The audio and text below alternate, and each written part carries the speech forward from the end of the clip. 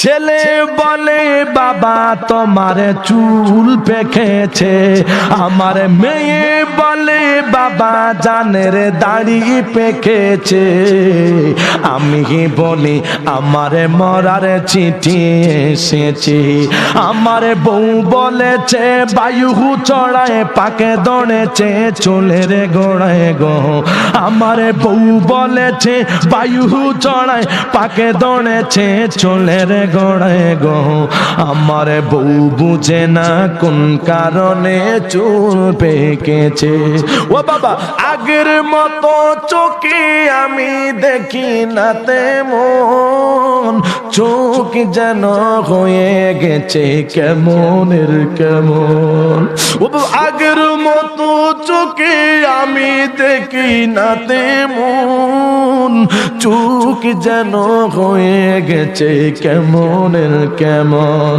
কোন কারণে চোখের পাওয়ার কেন কমেছে, হায় হায় কোন কারণে চোখের পাওয়ার কেন কমেছে। আমি বলি আমার মরার চিঠি এসেছে, আমার বউ বলেছে বায়ু চড়ায় পাকে দৌড়েছে চুলের গোড়ায় গো।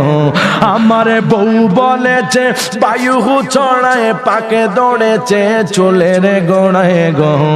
আমি বলি আমার মরার চিঠি এসেছে, ঠিক না বলেন? ও বাবা আগের মতো শরীর আমার হয়েছে কেমন, শরীর যেন হয়ে গেছে কেমনের কেমন। কোন কারণে শরীর কেন দুর্বল হয়েছে, হায় হায় কোন কারণে শরীর আমার দুর্বল হয়েছে। আমি বলি আমার মরার চিঠি এসেছে, আমার বউ বলেছে বায়ু চড়ায় পাকে দৌড়েছে চুলের গোড়ায় গো। আমার বউ বলেছে বায়ু চড়ায় পাকে দৌড়েছে চুলের গোড়ায় গো। আমি বলি আমার মরার চিঠি এসেছে।